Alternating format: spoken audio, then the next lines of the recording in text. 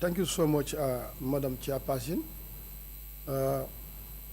As I indicated earlier on, we are in receipt of all the reports that we went through to look at it, and we are able to look at it in different dimensions.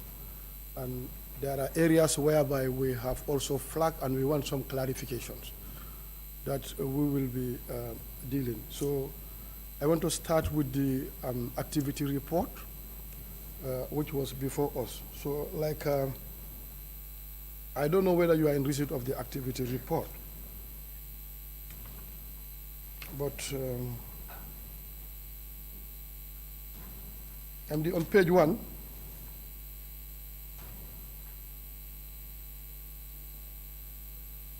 Page 1 on the 4th paragraph.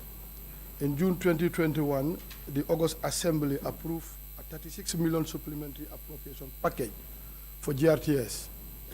Have you seen that? Okay, I think this was last year, 2021, which I was part of the 5th legislature, when the then Honorable Minister for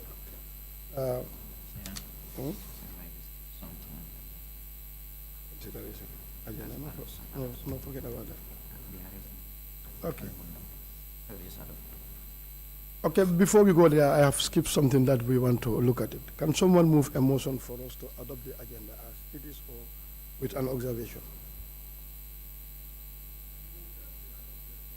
As it is. Any seconder? It has been moved and seconded. We adopt the agenda as it is. Those in favor, please say aye. Those not in favor, please say no. The ayes have it. Okay, I'm coming to the point. As I rightly said, I was part of the 5th legislature that made this approval of 36 million when the Honorable Silla was there, you know, trying to lobby. And I was part of the people that did the advocacy for us to give this 36 million to GRTS with the intention that GRTS will grow from analog to digital so that they can cover up the presidential election, which was really emphasized. And page 1 of the activity report. Page 2, yes. Page 2 of the activity report. Under paragraph 4. Yes, I just want to inquire whether the money that is given to you, because this came as a result of a supplementary appropriation when the British Petroleum already left the country and breached up a certain contract with the government, and there was a fine that was levied on them. That was 1.5 billion, and this was brought in as a supplementary appropriation. So initial arrangement from the Ministry of Finance that was allocated to the Ministry of Information was very small, particularly the GRTS. So, and we know very well there is this presidential election coming and cycles of election that are going to follow the presidential election. So we did that advocacy to make sure that this amount is given to GRTS, though it was not sufficient at that time. But as we understand that we are all milking from the same pot. So you have all the ministries and departments that want that cake. So that is why the 6 million that was given, the 4 transmitters that you procure, were they analog or digital?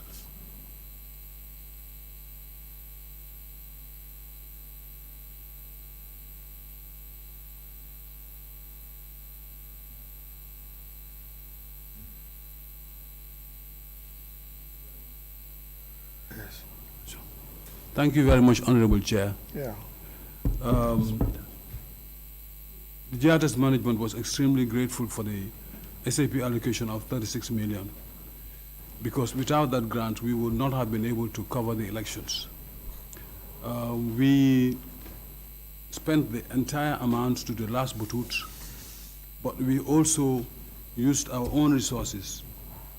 We spent $520,000 additional from our own resources to complete our purchases. We were able to acquire not only transmitters, we bought cameras, we bought vehicles, and we bought a device called a mobile studio.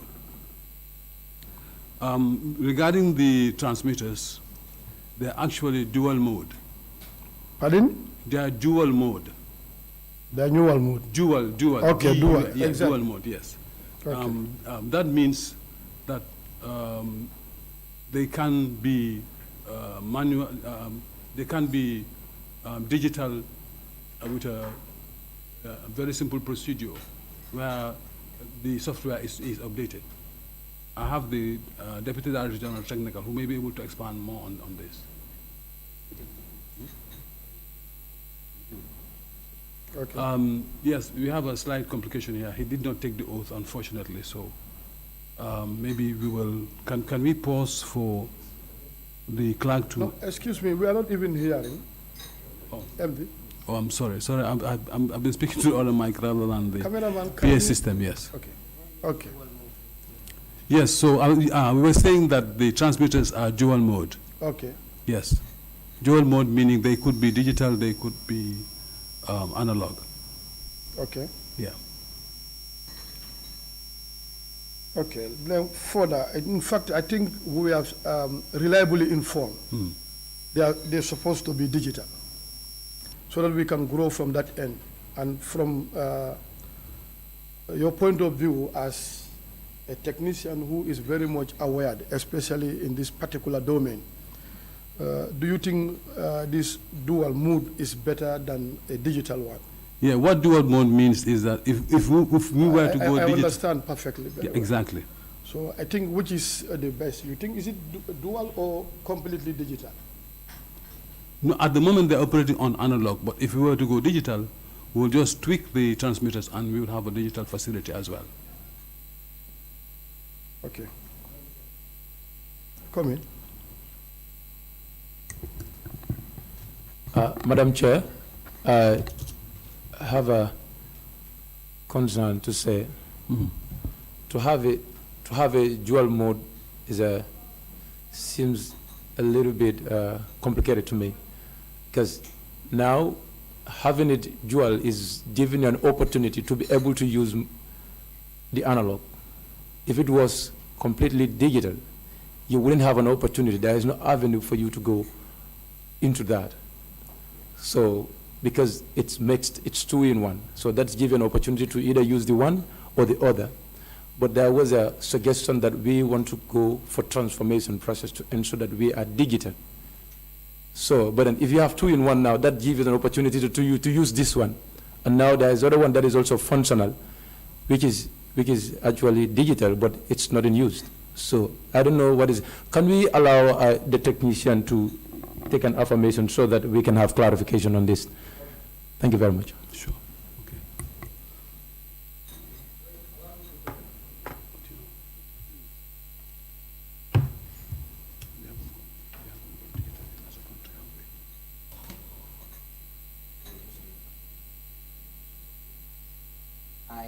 I, Sheikh Idris Abaho, do hereby affirm that do hereby affirm that I speak the truth, the whole truth, nothing but the truth. nothing but the truth, so help me Allah.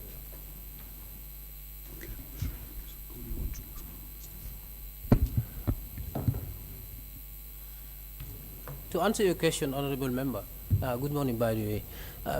What DG is simply saying, this is a digital transmitter that could be used at the moment to operate in the analog domain. But come digital, we just need to change the software and we are on digital mode. Now, all our transmitters now are operating analog because the feed from the studio is analog. So we have to do some analog to digital conversion in order to access the transmitters, because not all the transmitters have been catered for in these 36 million. So they are going to be mixed with analog transmitters. So we are using right now the analog option so that it works in tandem with what is existing. But come the digital mode, we'll just change the software and it becomes digital, fully digital. I think the more reason why this 36 million was approved for GRTs is to transform from analog to digital. And currently this one is a news to us that you are still using the dual one. So like And I know very well currently the budget bilateral is almost completed. And on Monday, we will go for the fourth ordinary session, that's the budget session. I don't know whether you are adequately taken care of to completely grow from analog to digital, whether in terms of budget allocation you've been taken. Have you submit that one to the parent ministry?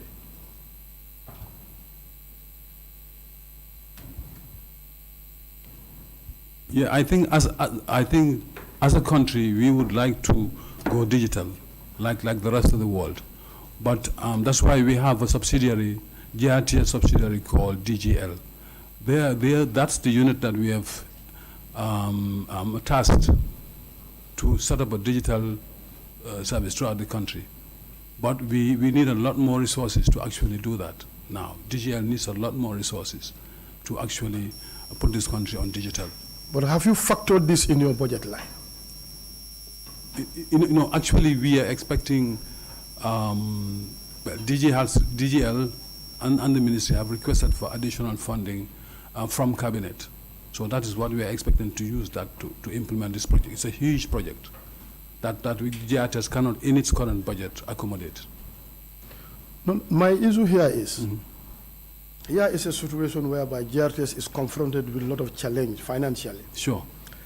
And I want to believe that this has been a song that has been singing all over the country, that you are growing from analog to digital, so that you can have the required coverage in and outside the country, which was a priority. And this also motivates some of us to do the advocacy, to talk to the NAMs, to give these allocations. And if we shortfall, and here is an opportunity, the budget session is before you. And I know you've been engaged for your budget bilateral, even though you are a PE, but nonetheless, you are under a ministry. If this can be requested from you in a form of budget line, so that we can see how best can we chip in. Honorable Chair, if I remember, what we submitted for the SAP allocation did not include putting the Gambia on digital.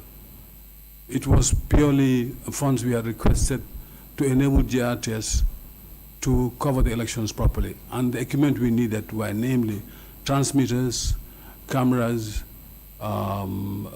vehicles. Those were the main items that we had requested to enable us to be able to cover the presidential elections.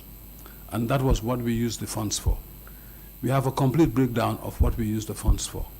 But it did not include any equipment that would have put us on digital. Anyway, it was the Honorable Minister who was before us, and these were his requests that they are growing from analog to digital. And it's on Hansard, it's recorded, and even if you look at it, everybody was at it. It was not you, because it's the Honorable Minister that normally bring issues from GRTS to us. Sure. So, but if you say so, I think that is something that we can take it up with a parliamentary question in order to address. Going forward, I would like to know when actually were these equipment, the material procured? When actually? Everything was in place before the elections. We have to go back to our records to get the dates when they arrived. They were purchased at different periods. The transmitters were shipped from Italy. We bought the vehicles locally, as well as the cameras. So I wouldn't be able to give specific dates when they were purchased, but it was definitely before the elections. Everything was in place before the elections. That's why we were able to do what we did during the presidential elections. Okay, underneath also, you have something to say?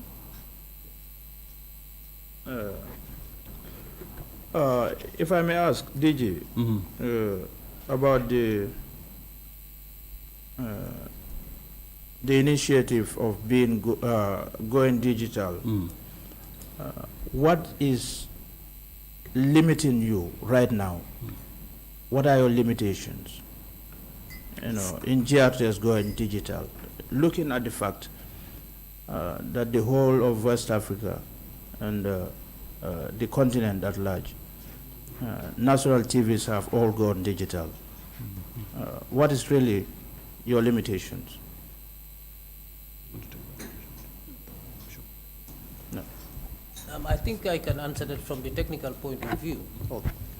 It has been an ITU directive that when countries go digital, the structure that the broadcasting entities were should be changed.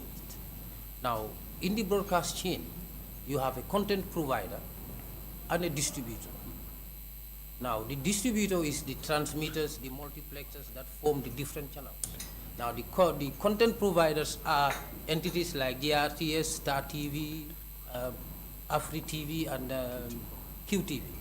Now, in the ITU setup, Grts was supposed to be broken into two parts: the content provider and the distributor. Now, for the distribution part, now DG said Digital Gambia was formed to take that function. Digital Gambia would run the multiplexers and the transmitters and all the distribution network. But they wouldn't only run it for GRTS, they run it for all the other content providers in the country. Star TV, QTV, GRTS, and all the rest of the TV services. So we'll be competing like all the other content providers. But the actual distribution of the signal would be done by an independent entity of GRTS. So that for reasons of bias, that is why they want to separate us, so that we don't have any influence on how they distribute our signals. So that was the setup. Now, DGL has been set up, but as we speak, if I can say this, DGL is under the Ministry of Communications and Digital Economy, whilst GRTS is under the Ministry of Information. So we are two different entities now. So for GRTS, all we need to do to go digital is to make our production lines digital from the cameras right down to the output of the studio, which gives the signal to the multiplexer. And as we speak, most of 90% of the equipment in our studios now have been 2006. So we are changing in bits and pieces. So that is why as a system, we cannot say we are fully digital. Now, in other countries, you will find that the distribution and the content provision is being done by separate entities as dictated by ITU. So that is our limitations now, is for DGL to come into function, put up the distribution and the multiplexers, and GRTS will give him content like all the other TV stations. So the distribution will be out of GRTS now as an independent entity. That is the technical formation of the whole setup. Thank you. Are you okay? Okay. Okay, going forward, Madam Chairperson, like you go to page 4 of the activity report, the last paragraph that talk about recruitment and promotions. During the year under review, admin and HR was able to successfully carry out staff recruitment and promotion in line with the service rule and as per the approved budget 2020. Madam Speaker, if my Madam Chairperson, if I may ask, how many people were recruited and what are their positions?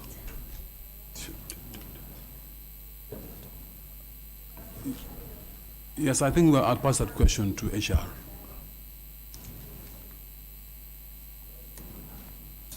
Yes. Yes.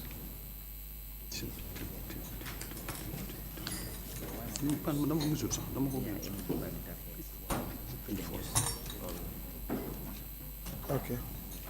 And I have a suggestion. If there is other departmental head here that may respond to some of the questions, they can all take all together. Sure. Go ahead. Yeah, okay, go ahead. Okay. Hadibaji. Sure, okay. All of them. Huh? They should take it. They should all. Everyone should take it. Everyone, yes, I think so. Finance has already done that. Thank you. Yes, we all of them, yes. Okay. Yeah, tell me, yeah.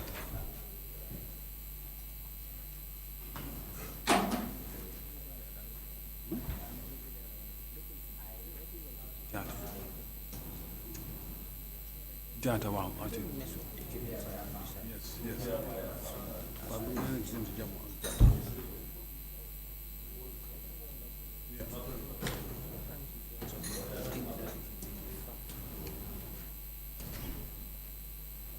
Sorry. Yes. Can we have Mr. Jata and Jamuso to take the oath as well? Mr. Jada, okay. They already did. Okay. Okay. Do that. They were here before. Okay. All right. Okay. Okay, HR. Yes. Thank you, Honorable Chair. Well, coming to your question specific, Yes. as very well articulated in the report, this is what exactly currently transpires at GRTS. And if we had foreseen the specific questions, certainly the details would have been immediately provided to say we have appointed 10, 5 or so and so number of staff in various categories. But nonetheless, on hindsight, we were able to at least across all sectors, from finance, production, technical, marketing, audit, procurement, as well as admin and HR, we were able to at least follow the best practices to get staff based on qualifications, competence, experience, as per our requirements may need. To be specific would be at this juncture, as I said, the question was not, we will have provided the details. And we'll be ready at any minute if it is allowed, we can provide the specific details of the numbers. Okay. But across all the bodies, what of this. Thank you.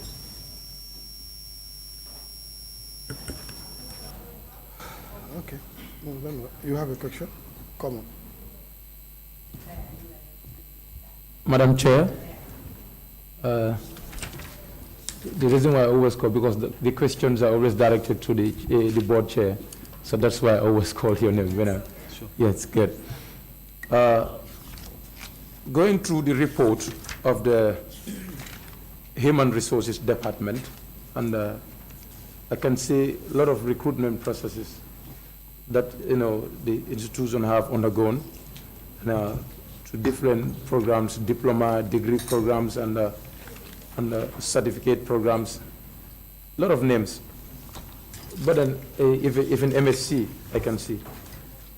I think it would be rather very important for the institution to be able to tell us, we were able to, for this report to capture, not for you to be able to tell us at any convening, but for this report to capture the number of recruits, the number of people that you have recruited in different areas, so that when we ask a question, we can know, we can be informed here that JETs have recruited this number of people in the year 2020. And my question is, I can see a lot of names here. What is the arrangement with the employees who have benefited from these programs? Do you have training and development policy? If you have training and development policy, can you enlighten us a little bit about the arrangement in the draft or in the document? Thank you very much. Sure. Thank you, Honorable Member. As you rightly said, if you are referring to page 6 of the activity report, these were targets and projections that we intend to carry for our staff or would-be staff, but on condition that we are able to get the funding.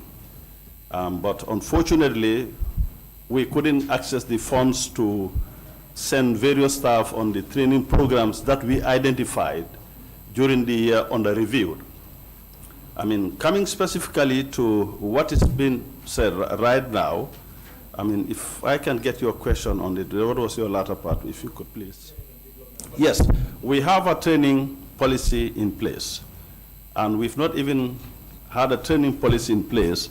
We've even gone further to have policy on regional postings. This is not a question, but I just want to give you the broad-based thinking at management level, disaster relief policies and also definitely training policy is in place. And as a result, we were able to formulate an internal training and promotions committee who we looked at things at a very broad-based angle and come up with recommendations based on arguments here and there and what is possible and what is not possible. Of course, basing it to what our needs are, looking at the test of times in the broadcasting industry, because that's very important. It's important that we train people, but is it the priority for the institution? So the training policy rightly captures what our priority needs are, not for the immediate period that we are in, but for the future as the world is evolving. So the training policy is there, and based on what recommendations come from the recruitment and promotions committee is formulated and recommendations are made, not adopted by the committee. We are just there as a body, technical body, to inform or advise management of what the committee thinks, and from there the chief executive, being the director general, will pick it up from there, at least to forward it before the board for proper scrutiny, advice, and action if funds are available. So I'm not sure there are some questions. Come in. Madam Chair, if I have heard that explanation very well, and you are explaining that both the names that we have here have not undergone the training. These were projections that were made, to say these are our priority areas and these are the people that we want to send on training. But then it was not exactly what has been done. Yeah. Meaning all of them have not benefited from the training, or they've not undergone the training. If I have heard you well, if you can make clarification on that. Yeah, if you go through the document, yes, they are not names specifically per se. Yes. These are area of studies or programs that we intend to, at least if funds are available, to pick A, B, C, or Y, X to go for that training based on the number of years that we think that it commensurates with that type of program. So no names are available, but the study of the area of studies and the duration, and also what type of degree or programs, and possibly giving a target framework. I'm linking it to ghost names, for instance. These are they could be anybody. Yes. They could be anybody, but staffs of GRTS. Right. These are your priority areas that you have projected. Correct. In 2020, provided you have an allocation for it, you have a budget for it. And but it doesn't necessarily mean all these areas were met, or someone have gone under studies in each of these areas. No, it doesn't necessarily mean that. No, not necessarily mean that. Perfect. Yeah. Good. And adding into that too, we have also developed a policy in terms of bonding, so that, because the next question would be, what happens if a staff is, awarded a scholarship training program? We have a policy on bonding, so that whereby if it is going to be fully funded by GRTS or Gambia government, the staff must sign that bond and abide by it. Just to add to your information for that. Okay. Thank you so much. Madam Chairperson, I want to believe that the activity report before us has captured from 1st January to 31st December 2020, right? Hmm? Okay, yes, and if you go through the report, there are issues that are captured here in 2021, especially the issue of the allocation of 36 million and the procurement. And we expect this thing to be in the 2021 report, activity report. So the issue is within the fiscal year, 1st January to 31st December, the activity report should be out. That need to inform the financial statement. But I vividly remember when you appeared previously that all these reports were out except the activity report. So we have given them time to go and prepare the activity report. But my question, in fact, is, and I know at that time, the the external auditors have dealt with both the financial statement and they came out with their opinion. I also want to inquire whether actually this activity report has undergone through the external audit process to look at it. Because most of the activities that are captured here are done in 2021 during the third quarter of the 2021. So which we expect to be in 2021, not in 2020.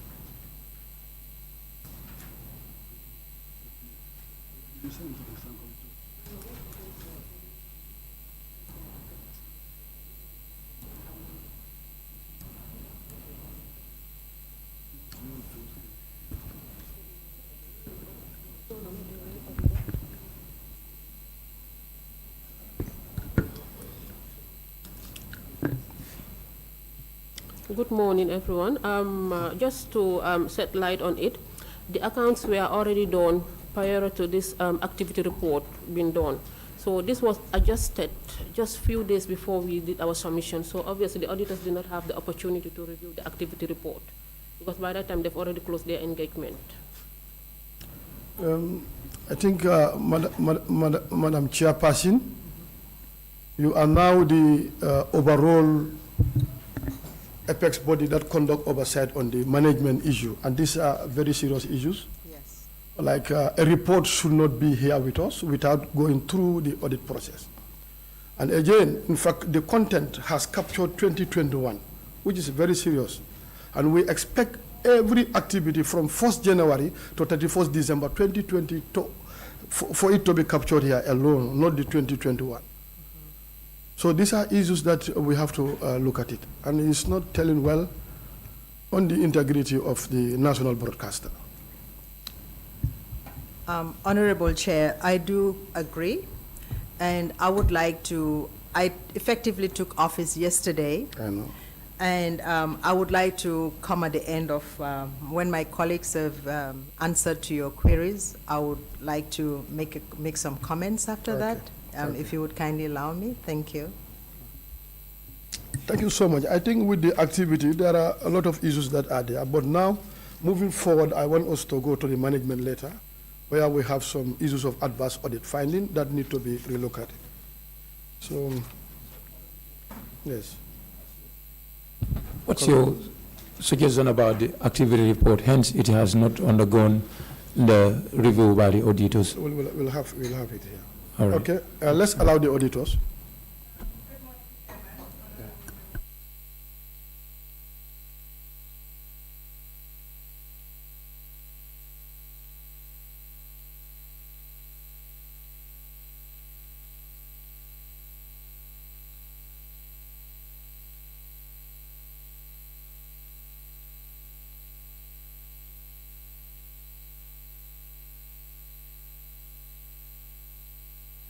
Thank you. We are already aware of that because we know very well the activity informed the financial statement.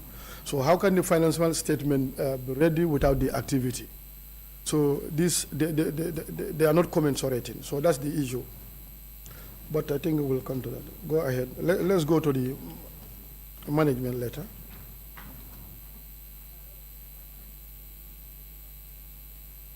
Madam Chairperson, moving forward, we want to look at the management letter where we have some issues. So, Jete, are you coming? From the activity? You have an issue there? No, come in if you have an issue. Let's exhaust it before we go. Pardon? Yeah, come in. Yeah, raise it. Come in. Page, call the page 11, no? Of the activity report. Page 11 of the activity report. Call the Madam Chair. Madam Chairperson, we are still with the activity, page 11 of the activity report. Page 11 of the activity report.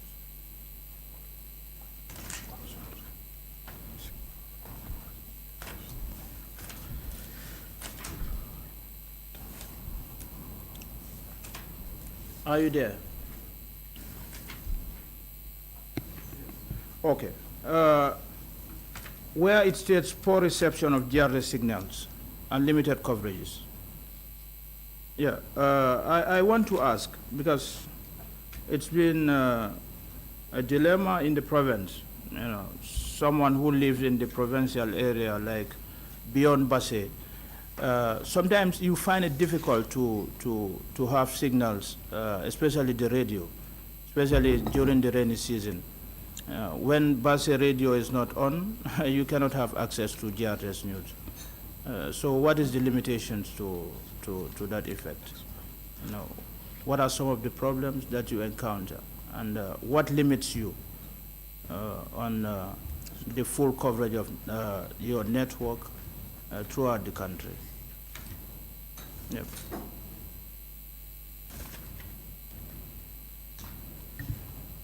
Okay, Honorable Chair and members, Yeah.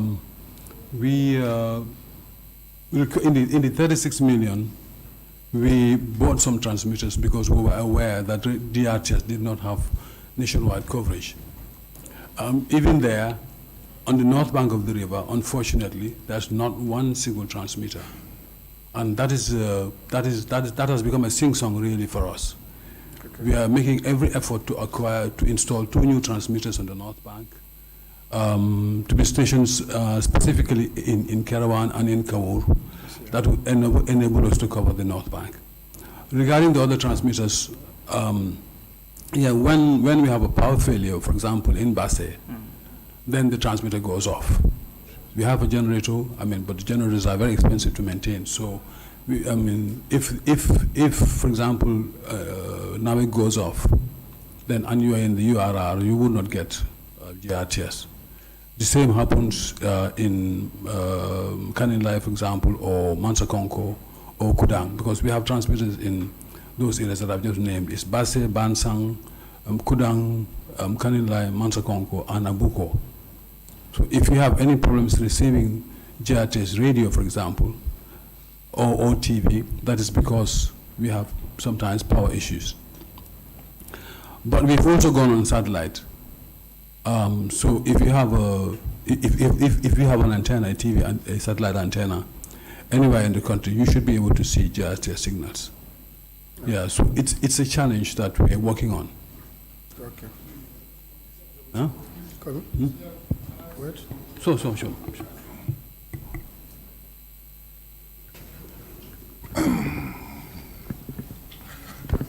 Thank you very much, Honorable. If we look at this one is on the, it was on the marketing. Poor reception of GRTS signals and limited coverage. It was one of our constraints. You know, that one is on the marketing, some of our constraints. By then, we don't have the satellite, we are not on satellite. And 2, also, as DG rightly said, we don't have the transmitters. So we couldn't cover the entire country. And so when we go out to market, these are some of the, observations we receive from our customers. That GRTS, we are not on satellite, and 2, also, we are not covering the entire country. It's our constraint. That's why we mentioned that in the year 2020, these are some of the constraints that we face when we go out to market. That's why it was mentioned here. Yeah.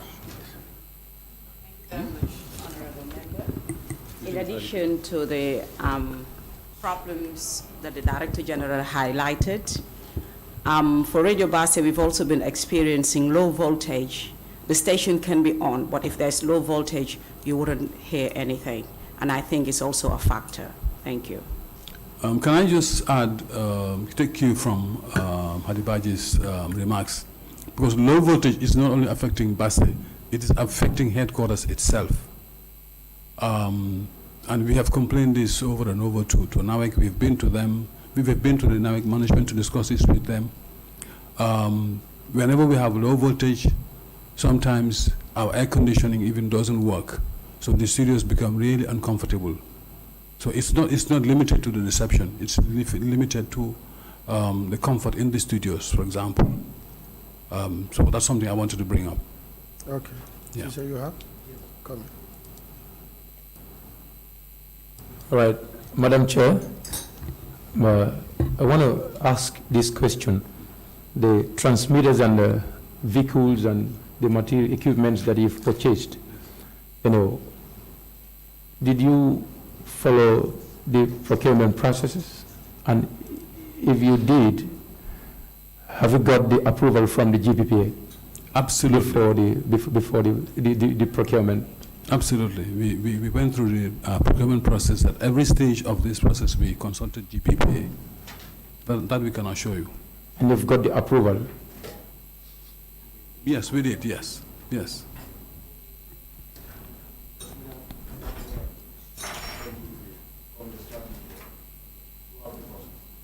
Konyira, That's Konyira, do you have anything to that, GPPA? The report is out. Yeah, the report is out. Okay. It's okay. Okay. No, it's okay. They are working on their report. Probably That would before the inform. end, they will be done with the entire process.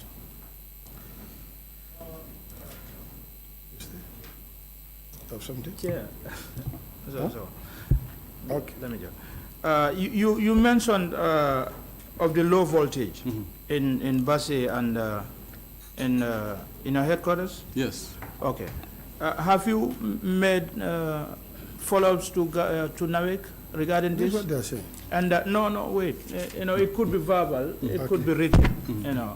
Was it a written follow-up or a verbal? It wasn't a written follow-up, but we actually went to see the MD himself, for example. I went with a team from Grts to discuss this issue with him, and they're aware. The dynamic management is aware of this concern that we have, that we are receiving low voltage and that's affecting our equipment. And I'll advise that you put this in a written format. We could, To we could do that. Sure. Yeah, so that this could be addressed. Yeah, in addition to what DG said, can I inform you that when we visited the MD, we were put in contact with the engineers. Activity has a lot of problems. With the engineers of NAWEC. One of the most important. So they told us they were going to install a bank of capacitors that has the capability of stabilizing the voltage. And the project was started, I think, in CRR, URR area. As we speak, those banks of capacitors are in place, and the voltage is stable. Yep. So Bansang, which we used to have the problem, mostly is on air now, constantly. So the only problem we have is this area where the capacitors are not yet installed at their mile 2 substations, so that they will do the same thing for this area as well. Are we done? Okay. Thank you so much, Madam Chair. I think tentatively we will reserve the issue of activity report. That has a lot of issues, but we can go to the management later, where we want to look at certain aspect of it. As management later, yeah, we have an issues there that I will allow my members to come up. Go ahead, Sisi. Good. Thank you very much, Honorable Chair. I want to take the participants and members through page 5 of the management letter. Point 2.2, absence of risk management framework and department. Are we there, Eva? Yes. Right. Madam Chair, it has been page 5. Reported by the auditors that there is no risk management framework and department in the institution. And the management response to this was, your observation is noted, the management will engage board in this matter for possible solutions in strengthening the corporation's internal control. So it is now, the auditors are flagging the risk management framework and department, which is very, very important. Having put into consideration the sophisticated, machines, equipments that you have, and the operations that happens in GRPS, if there is no risk management framework and department, it's very alarming, and it can be very disastrous at some point. Because if you are an economist, at some point, some economists will tell you, if you put the profit before the risk will come and eat away all your profit, which will take you ages to recover. So if the management's response was about strengthening an internal control, can you explain to me the relation it has with the risk management, and why, wasn't there any risk management framework or department in the institution? Thank you very much. Perfect. And the stage or the level of implementation to ensure that, because you've indicated that you will engage the board, to have a solutions to these things.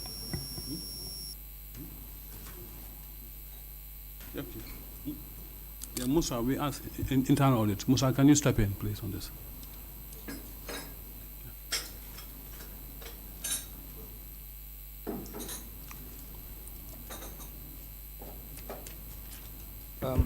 Thank you very much, Honorable Member. You are absolutely right in this question that you've asked, and management is very much aware, and we have since made a step towards doing something around it. And internal audit, in consultation with relevant stakeholders, has taken a step to at least address a framework. From there we can move on to set up a department wherein the whole internal control will look at a broader level. We have on it, myself and the internal finance director, we have since done a framework which is under review, because risk is everybody's business. It's not like internal audit alone will be able to look at it. So we want to involve every department of GRTS to look at risk holistically, and we will address it accordingly. And we have since taken a step around that. Thank you so much. I just want to inquire, when actually was this auditing done? That came as a result of the management letter. Management letter. Yeah, because in fact, if you look at the rating, is high in terms of risk, and one need to be very much conscious. One, it has been flagged. I think this should have been a concerted effort from the board to the management to look at it, how this should have been done. So like I was expecting, like you have taken a giant step and you are on a firm footing in addressing this problem. But up till now, it has been taken, because in our 2023 budget, we already paid for the department that will oversee the department and then the unit under it. Very well.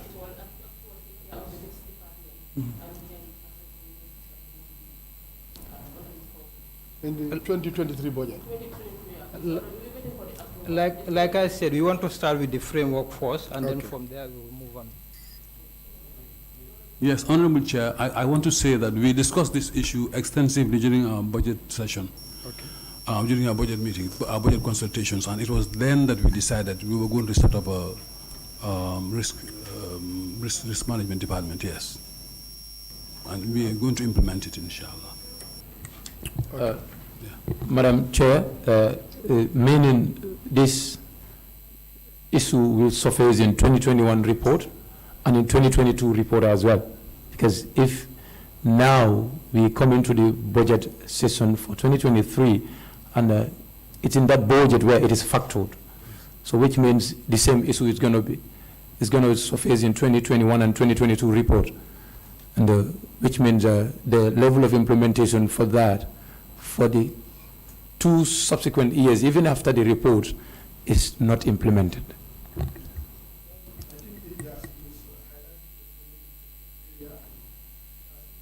You are confronted with a lot of financial challenges, and it's not only the central government or GRTS as its own. You also need to attract certain thematic areas of donor agencies.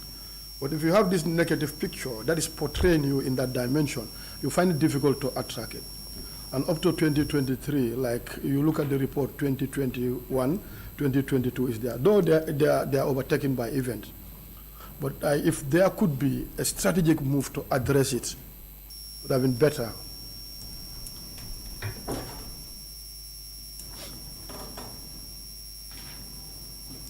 Then move. Any order? She's here? Yes. Let's go to page 6 now. Yes, I'm okay with that. Yeah, okay. Let's go to page 6.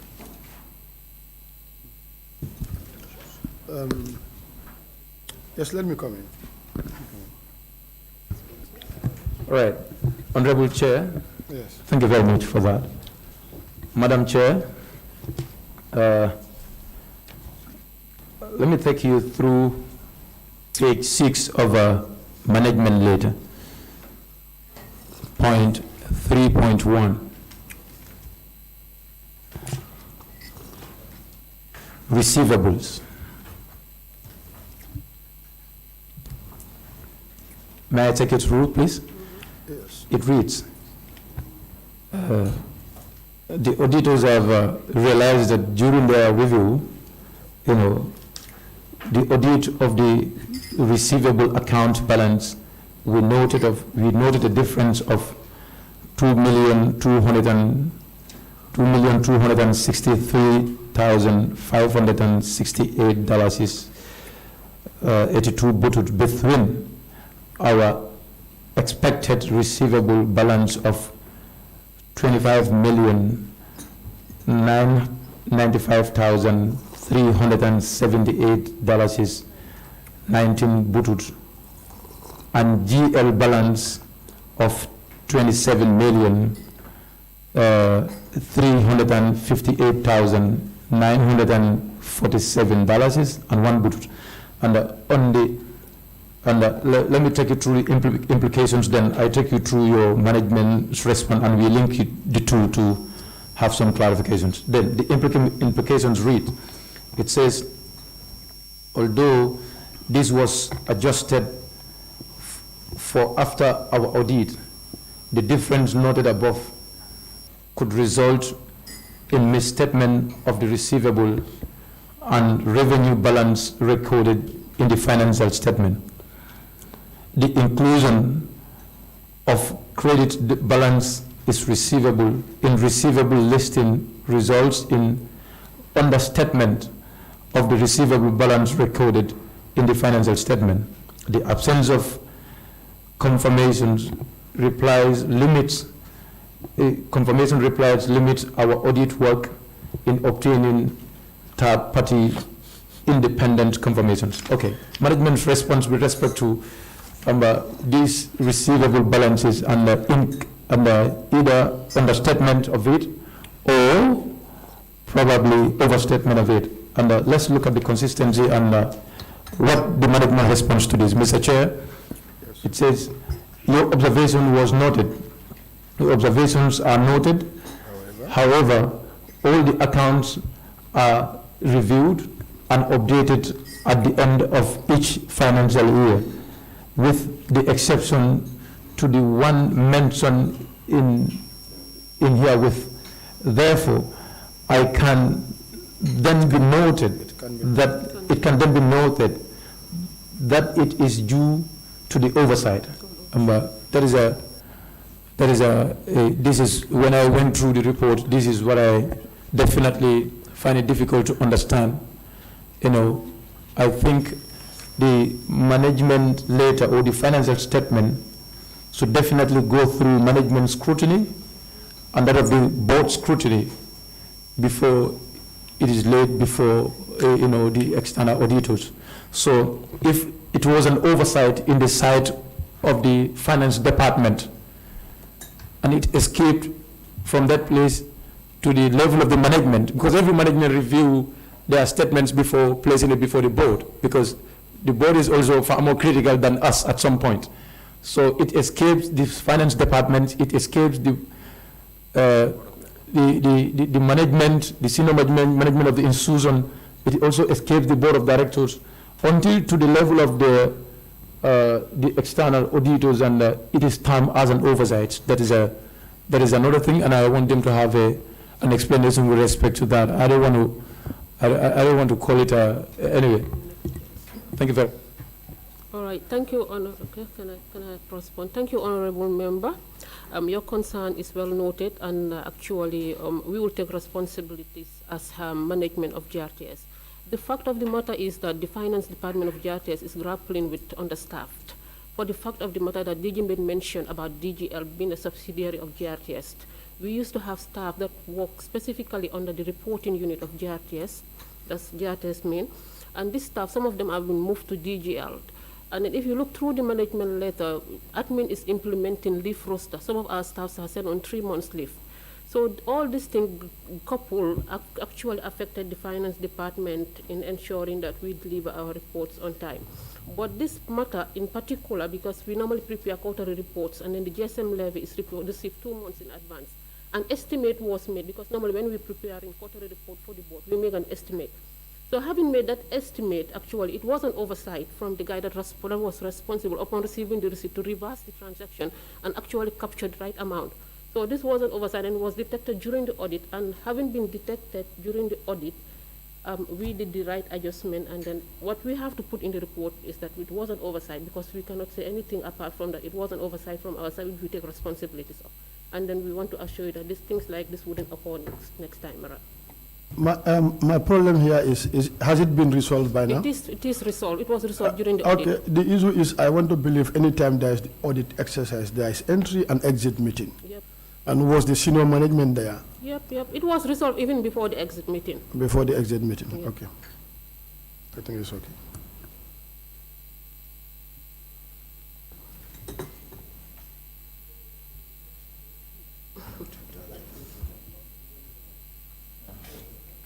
Yeah, I have it. Page 8, where you have non-movement of receivable balances. Huh? It was noted that credit control and impairment policies and procedures were not maintained. Aged debtors report was not provided for review. The list of receivable balances in the table were not moving and unlikely to be settled at the year end.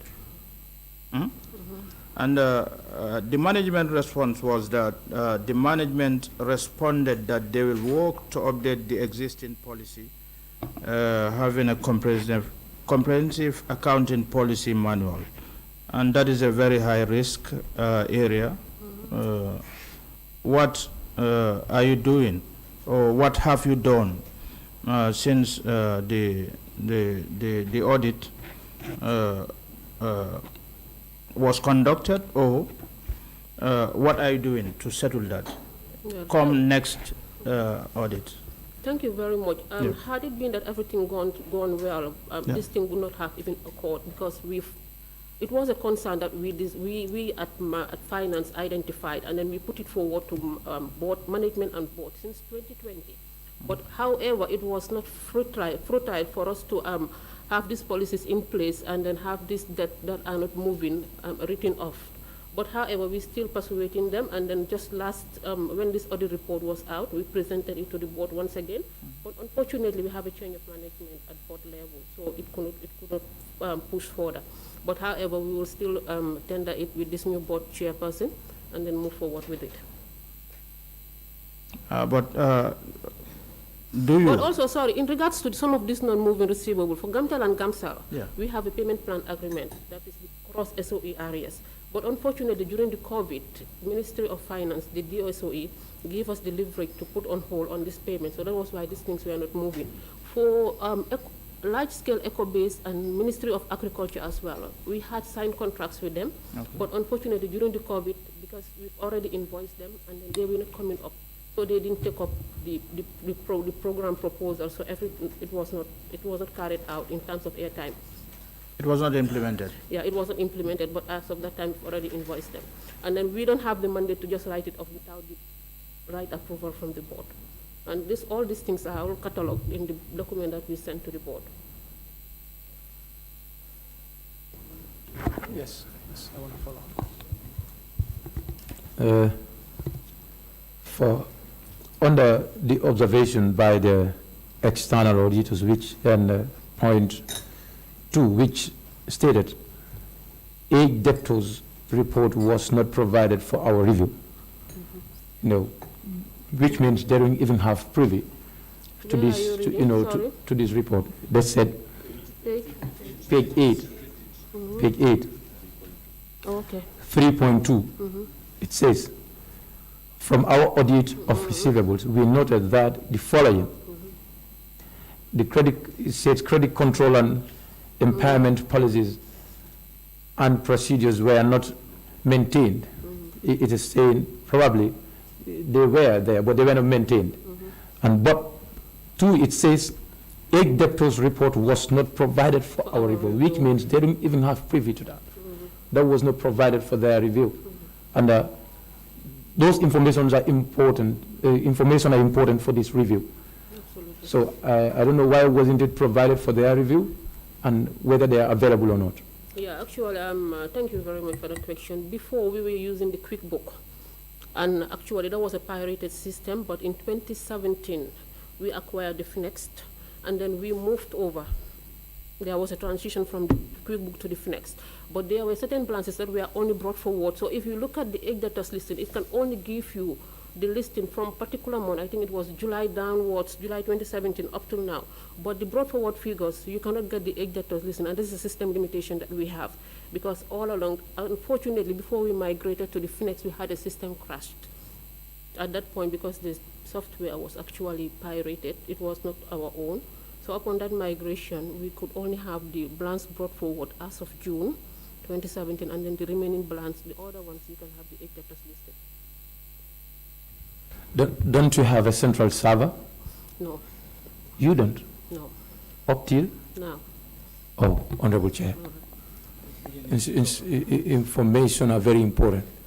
And, you know, data management, having a central server, even small institutions and companies, individual companies are providing server for effective and efficient data management. So that was previously, but now what we're using is we're backing up along with the cloud system, because even a server can crash.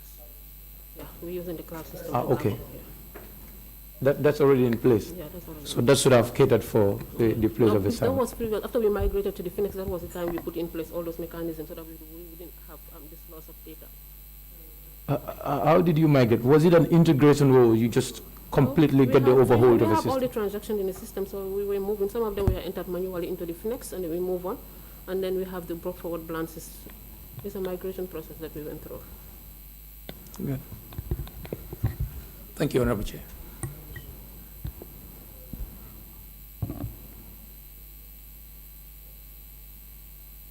Thank you so much. Honorable Chairperson, this time I call you Honorable because I am made to understand that you still have that prefix with you. So you were one time a Honorable, Honorable remains with you. And so sorry for that calling you Madam. You should have been called by Honorable. I am made to understand that. So from the management letter, let's go to page 9.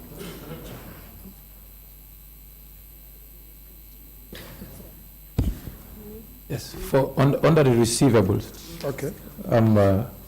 I want to confirm if all these receivable balances are now being confirmed to be received. Not yet, but we will work on it to ensure that it wouldn't occur in the next MR. Have you started working on it? Yeah, we've started working on it. What is it? What is the progress of it? What stage are you? Follow up with them, and then for them to forward their confirmation letters, and then the senior finance manager is actually responsible for it. Can we be given a specific timeline to accomplish this thing? Yes. Today is what, end of month? End of month we'll do. Enough? End of this month. End of this Before month? end of this month, yeah. Noted. Okay, noted. Yeah. All right. Thank you, Honorable Chair.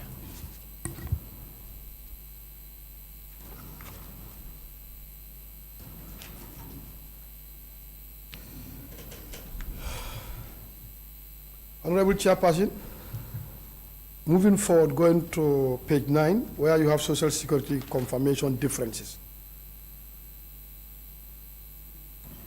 As part of our audit procedures, we send confirmation to the corporation supplier and noted a difference from the confirmation replied.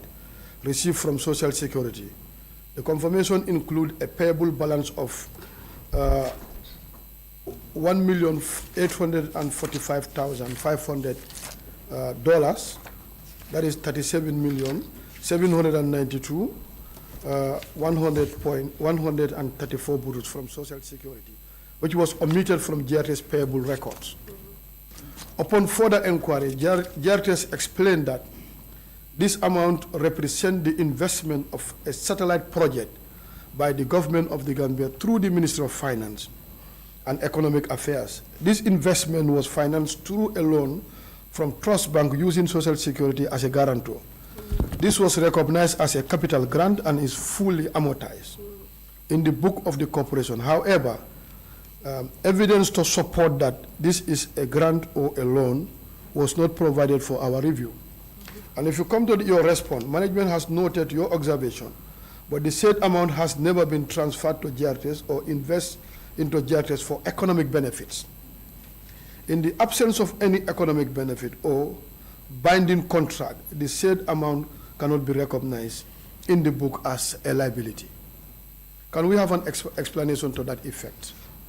Well, thank you so much. I think 2009 was a satellite project. This happens when the former president, Yahya Jammeh, made the pronouncement that he was going to take GRTS on satellite. Okay. And it was ordered he ordered the Ministry of Finance to finance the project. So Ministry of Finance, as of that time, didn't get the phone, so they had to go through Social Security to provide the financing as a guarantor at Trust Bank. Okay. So when the satellite project ended and everything was handed over to us, it was a grant to GRTS. And it was meant for Ministry of Finance to pay back that loan to Social Security through Trust Bank. However, after the former president left, it was brought to our notice by Social Security that this is the amount that the bank have taken from them because they serve as guarantor, and the Ministry of Finance failed to pay. But at that juncture, GRTS did not sign any financial contract with Social Security to this time. Since it's before the court, let's go to page 10. Yeah.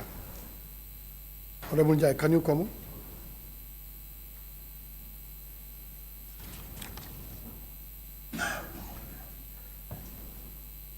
Thank you, Honorable Chair. Yeah, under page 10, payable confirmations. Oh, yeah, he's saying I didn't introduce myself. I came a bit late. So I am Honorable Abdullah Njai, a member of this committee.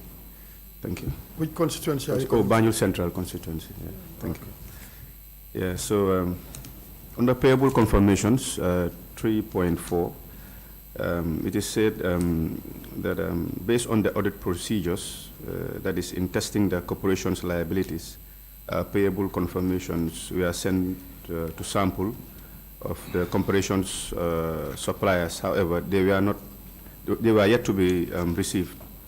Sorry, replies were yet to be received, and it says here that the risk is quite high, and that the implications in the implication is said that the absence of confirmation replies limit the audit work and made it difficult to confirm the valuation of these payable balances. So this is an indication that the payable balance recorded might also be another misstatement, which is the risk is quite high. So I don't know who is in the right. Yeah, absolutely. We will just take it as part of the receivable confirmation, and then we assure the committee that we will work on them before the end of the month to get the confirmations. Before the end of the month? Yeah, just as receivable, because it's all in the same line. We've sent confirmation and they didn't respond still. Okay. No, you can have a follow-up. You have a follow-up? Yes. Go ahead.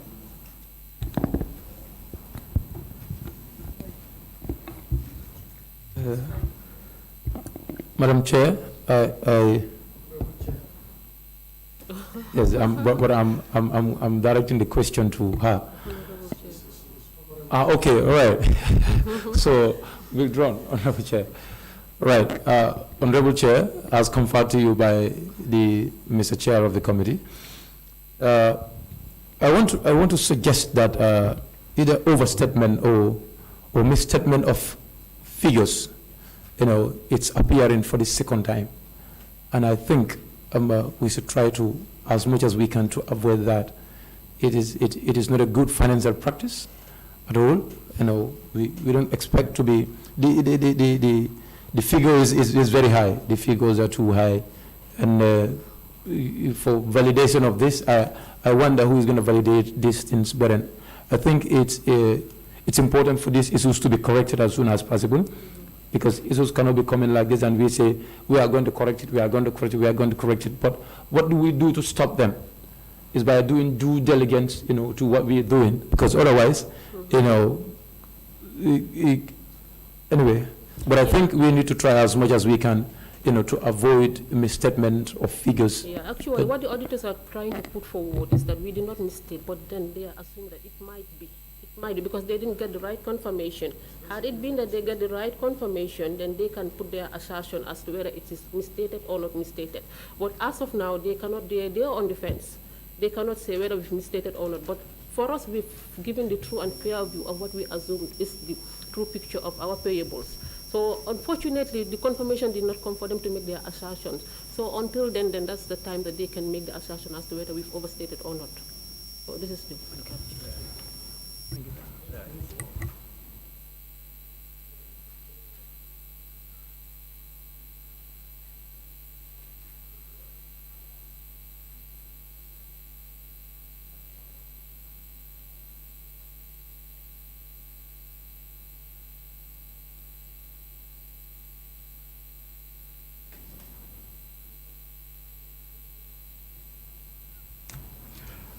Page 11, 3.5. Yeah. Where you have lack of supporting documents. Yeah? It reads, the samples highlighted in the report were selected for testing during the audit. However, there were no supporting documents provided. That's also a high-risk area. Yeah. The management response was all documents related and relevant to transactions will be provided for review in subsequent exercise. Why were they not availed to the auditors this time? Possibly because we deal with so many transactions. Because if you look through our records, I can say this is just I wouldn't want to actually talk about what the auditors have made on their assumptions. But if you look at this amount, I can say it is very immaterial looking at the volume of transactions that we do deal in GRTS. So this CUG contract in particular actually occurred in 2019, and then we have all the supporting documentations in 2019. So actually, because the CUG rolled over to the next year, to the following year in 2020, that was why the payment voucher actually, with the necessary supporting documents, were not provided. It was later when we done with the audit, that was the time we realized this mistake, which we're going to provide. So the rest of this thing, the financial reporting team is working on it to ensure that they will present it to the auditors when they come for the 2021 or 2022 audited accounts. Is the documents? I can assure you that of the CUG is available, but the other one you will have to check. Because, you know, we have a manual filing system where we have, and then we have storage problem because even if you go to my office today, you will have so many files dumped there in my cupboards. You go to the senior finance manager, this is the problem that we're facing because we hosting the ministry, we lack space, and we don't have storage facility. It is up till recently that we even have to secure a container wherein we will be keeping our documents intact so that anytime we need it. We have a problem of storage since then. You mean you don't have a proper filing system? No, we have a proper filing system, but then the files are kept in offices. We don't have a proper storage facility, wherein we identify that this is this. So it's actually difficult, because if you look through the audit of this 2020, it was conducted last year. So obviously, by that time, we've already filed these documents in place. So retrieving some of them would have been an issue. But hence, as I reiterate, looking at the volume of transaction, if we only have 3 documents which are missing document, I think I would have to say that we've done well, because if you look the number of transactions that we process, the filing and everything, we do so many transactions. So, but nonetheless, we will endeavor to ensure that we provide these documents as a matter of must. Yeah, I would advise you endeavor and do that, and Inshallah. also as one of the biggest institutions in the country, your filing system should be up to date. Wherever auditors come to ask for documents, I think they should be provided. Looking at the high caliber institution you are, I would advise that documents that are missing should be provided to the auditors in the next year reports. Yeah.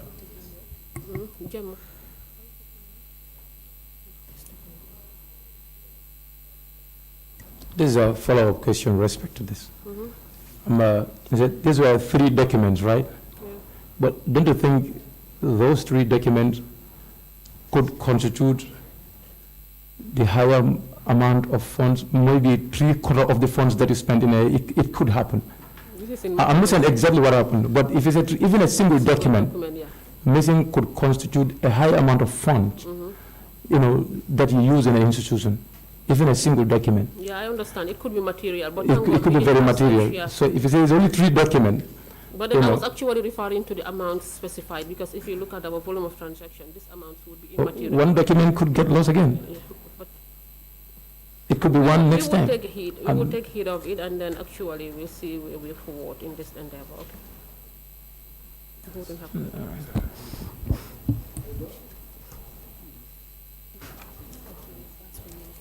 No, I'm signing.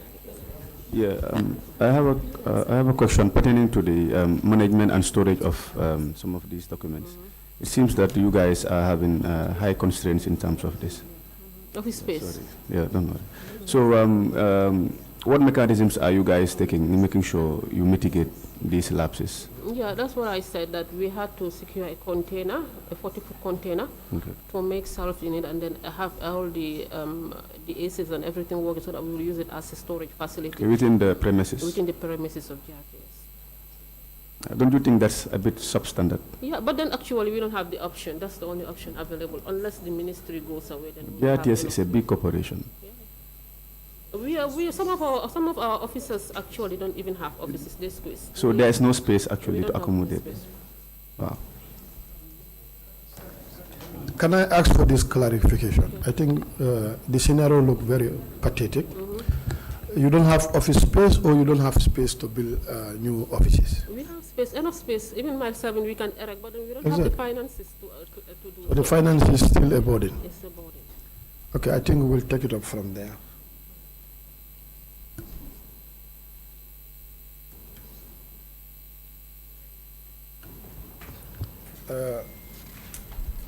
Honorable Chairperson, can we make progress now?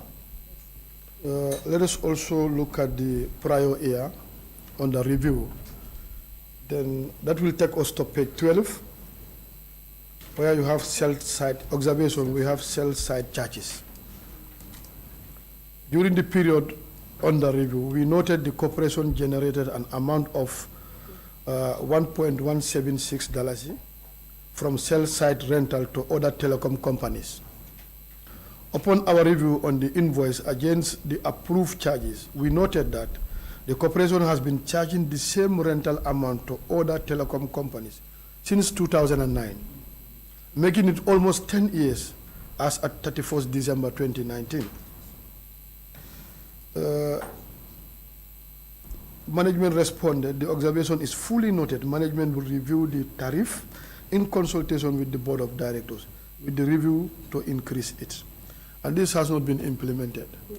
What stage are you in terms of reviewing and implementation? Yeah, unfortunately, you will see it in the 2021 ML as well as 2022, but 2023, we factored it in the budget, and then we hope to implement it in this year around, but then actually it will still occur, it will still appear in the coming MLs, because nothing was done in 2021 and 2022.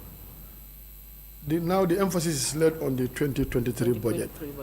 Yeah. How about if there is a kind of approval problems? Like you sent in your budget, has it been approved? No, yet, because the budget is yet to be tendered to the board of directors, because we are not with the board. But are you pretty sure it's going to be approved for you to fully implement this? Actually, absolutely. Okay. Because it's a concern of the auditors, and it's a matter of must that we implement it so that it will be out of the ML. 2023, yes. Are you satisfied, boys?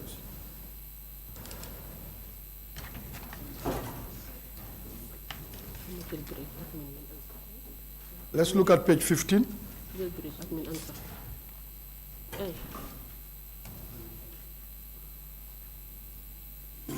Page 15, observation, 4.3. Property, plant, and equipment. Are we all there? A review was conducted to the safeguarding of the key fixed asset of the corporation, such as building and the TV radio equipment. We noted there was no insurance coverage on the following asset categories. So the categories are listed below: building and TV equipment.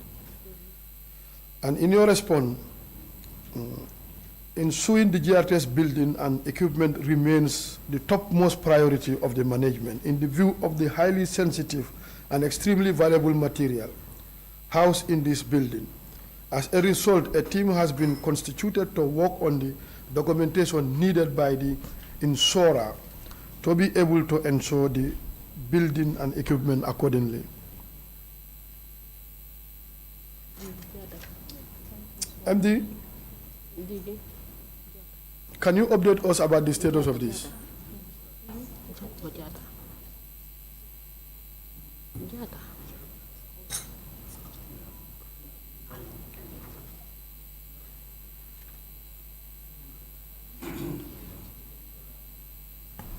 Thank you, Honorable. I just want to update the members. Okay. Have you taken oath? No. Last time. No, the other time you came. Okay, yes, okay. yes. Yes. Thank you very much for the observation. As rightly mentioned in our report, a team was constituted. We went for the first time and the second round, and we've acquired ownership of all our land. In fact, even a report was sent to the DG. The next stage is for us to enjoy the insurance for them to go ahead with insuring. But are all the land documented? Yes, it's all in place. Okay.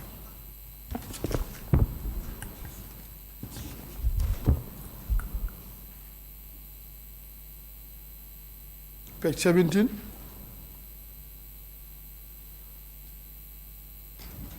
Donation from State of Qatar. We noted from the senior management minutes that there was a donation of the State of Art TV equipment worth over $200,000 from the State of Qatar. Upon our review on the financial statement, we noted the material value of the donation was not recorded in the financial statement of GRTS as at 31st December 2019.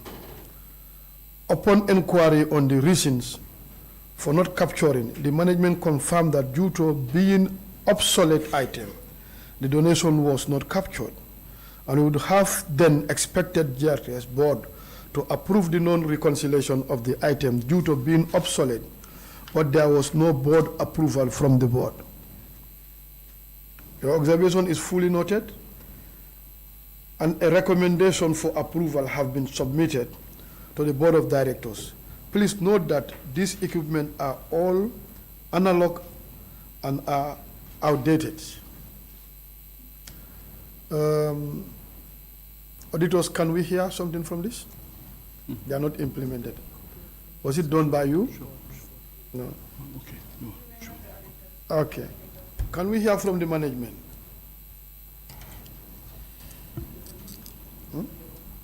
Pardon? No, it was not them. They were not the auditors that audited.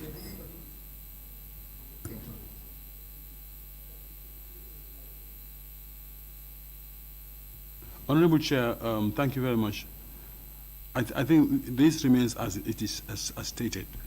We agree that the equipment that we received from Qatar was analog and obsolete, and GRTS could not use it. So, yeah, we're still waiting for board approval for this. But now that we have a newly reconstituted board, we'll make this top priority, sir. It remains the same. No, they are not usable, no.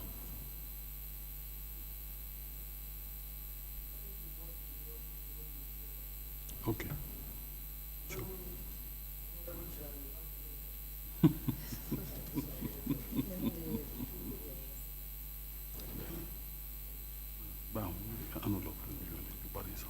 We cannot use it. Yeah, in which year were these donations done? The year? Was 2019? Or? No, I'm going somewhere. No. Do you have an estimated? 2018. Yeah. 2018. 2018, okay. 2018. So the donation came without consultation, or was it based from a proposal from GRTS? Proposal from GRTS, I wasn't sure. Do you guys remember? Do you remember how it came? It was a request. Okay, it was a request. It was a request from? Yes. From the former DG? For works. Okay.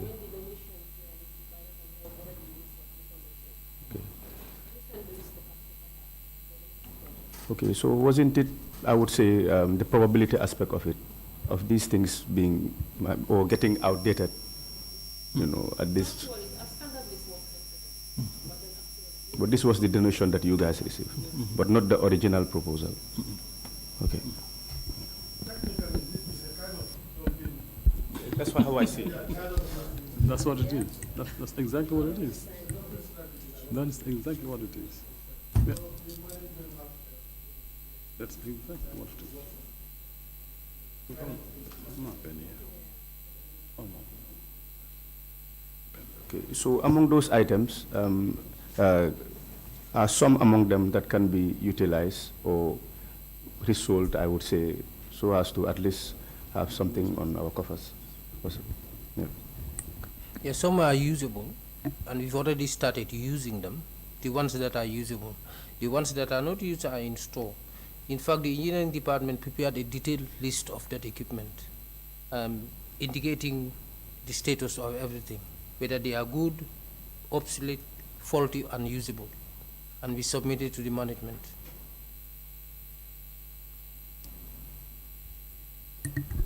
Okay, what is the value of unusable ones? Did you value them? You did not value the unusable ones.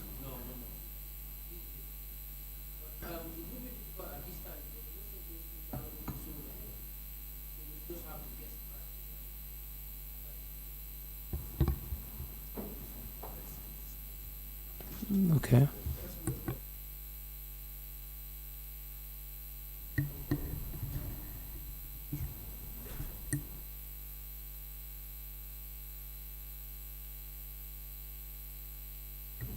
Right. Honorable Chair, information technology on the page 19, observation. It says upon our review on the IT system and management aspect of the corporation, we requested for the IT policy and procedure manual, but it was not provided for our review. And the management responded. It says, your observation is fully noted, and management is working on the development of the IT policy and procedure manual. So what is the status of this implementation? The manual and policy have been developed, and we've submitted it to the financial department to have a look at it. Engineering have completed what the job that needed to do to develop the policy and the manual. So we submitted it further to the finance department, because they were the requesting authority.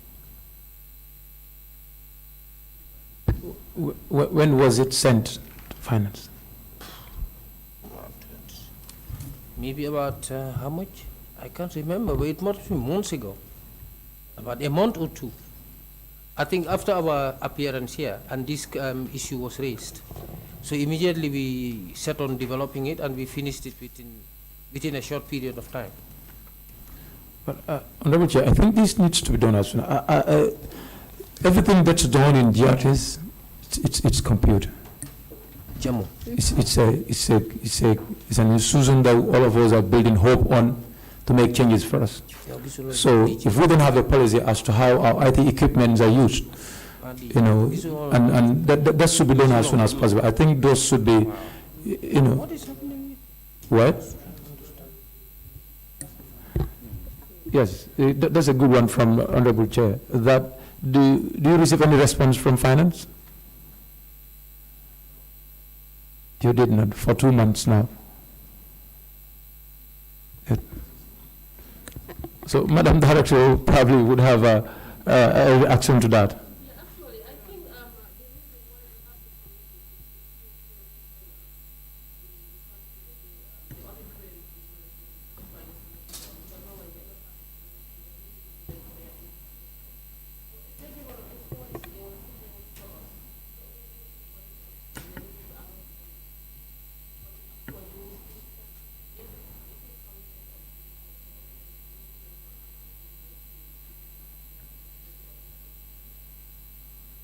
I don't understand.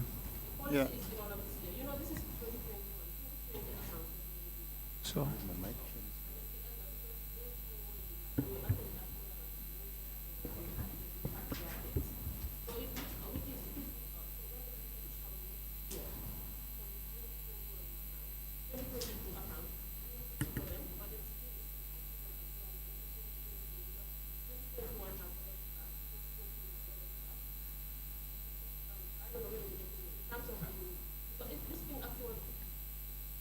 Like every day?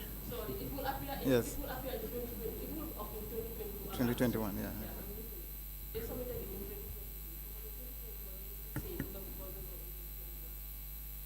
No, in fact, if you look at this thing, it's not flagged in 2020, but 2019. Okay, it's recently done. The issue is it subjected to board approval? So that is only a draft, and it needs to be validated before it becomes functional. Yeah. I think.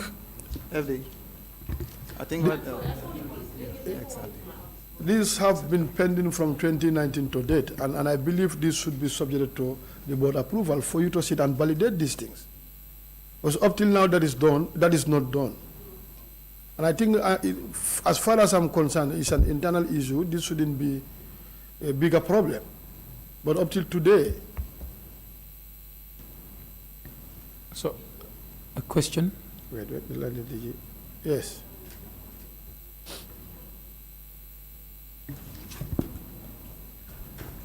Honorable Chair, we'll give this a priority with our new board.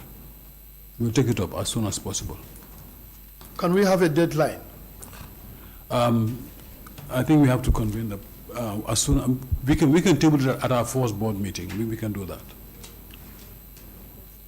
Yes, as soon as possible. Yes. I want to believe we will also request an implementation report of that. Okay, we'll do that, sir. Because that guides as to how, you know, these things should be taken care of. How do you control it? You want to say something?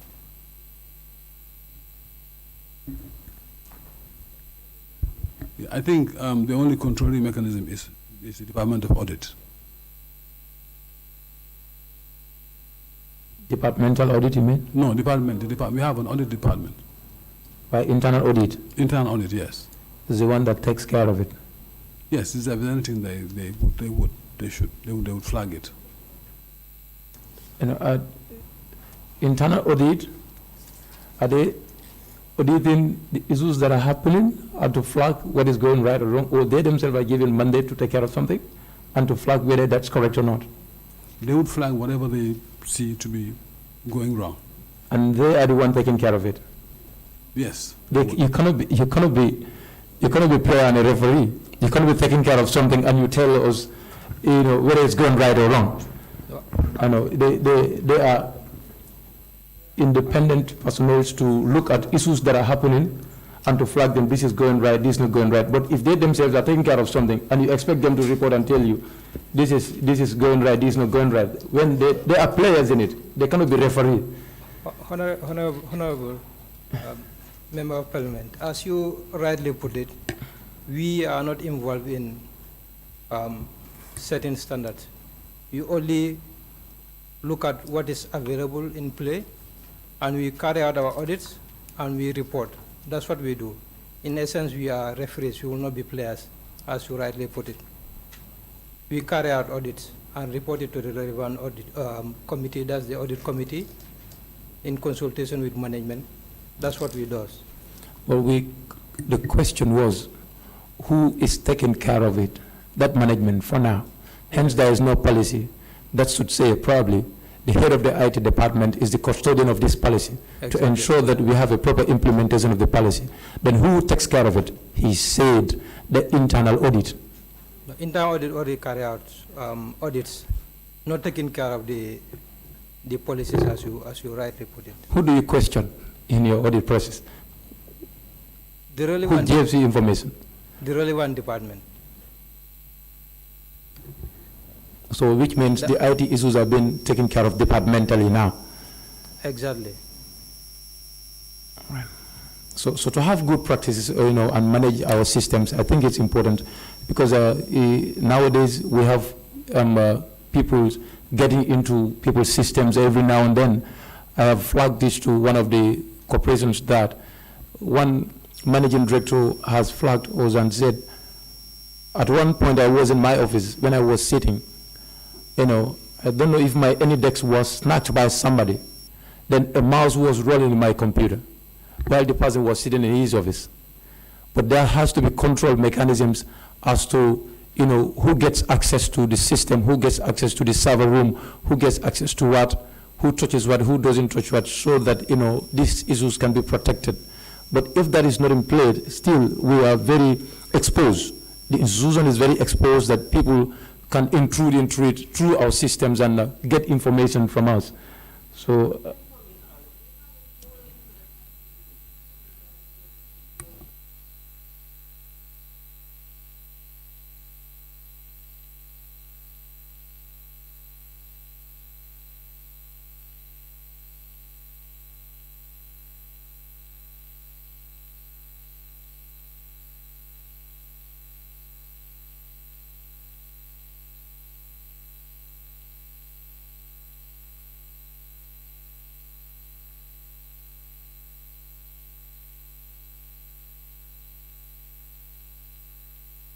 Mr. Auditor, thank you very much. So to know whether they are compliant or not, you should have a policy. That should inform you as to whether they are doing the right thing. We are saying we are not yet aware of a policy being in place. So once we have the policy, that will enable internal audit to step up their function in the audit processes. Thank you, sir. Thank you so much. Can we make progress? Can someone come with the last one? Yeah, okay.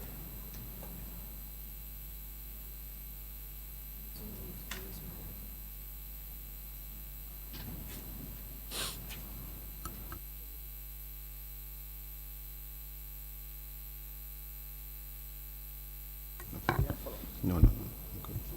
Yeah, on the page 20,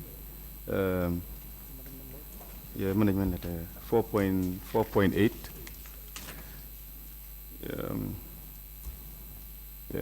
On the non-moving receivables, right? So it is said here, during a review on the total receivables from television and radio, it was noted that an amount of 1,677 million has not moved over the past 12 months. Furthermore, based on an audit sample, it was also noted that there was no correspondence in file to show evidence of follow-ups by GRTS. So management responded that a thorough review of the non-moving receivables has been done, and that a recommendation for the provisions and write-offs have also been forwarded to the board for review in anticipation for appropriate action. Yeah, to write it off. So can you shed light on that, please?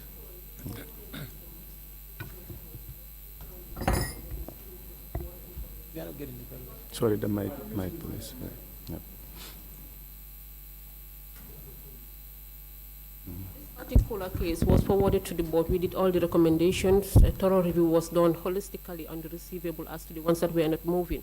And then a recommendation was sent to the board since 2020, but to no avail. Anytime it's forwarded to the board, particularly the finance committee of the board, further information is requested. And this dragged up till last year, even this year, before the departure of our board chair, we forwarded it to her, and then she requested for further information as to why we cannot, because she wanted us to exhaust all avenues, because she was legally minded somehow. So actually, it was very difficult for us to get this thing implemented. But still, we will still follow up with the current board to ensure that this thing is implemented. So what was the actual stance of the board for? Yeah, in regards to some of these, for example, we have some of these property agencies that are not existing now, like Diamond Properties. She wants us to go through and then get the closure documents that these people are not in business and everything. So it was an exhaustive process that we had to follow to get ensure that we articulate everything, that every receivable, we identify the status as to why we cannot receive it. So it was a stringent process which we noted down everything as to what we need to do for all the receivable balances before she could give us the approval to write it off. Yeah, because I don't know for what reason they haven't been, the board hasn't really responded to this, because you would see companies like QCell Company, Trust Bank, you know, the amount is low, like $380,000.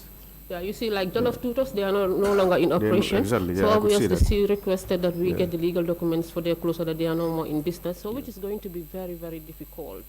So anyway, but then we will exhaust all possible avenues to ensure that we get to them and then provide them with necessary information for them to make an informed decision. Okay. Another important highlight within the list, I have seen here the APRC National Secretariat. So what's the link actually? This was before my coming to GRTS. I cannot, and then possibly. It's a receivable. It's a receivable. Maybe actually they owe us money.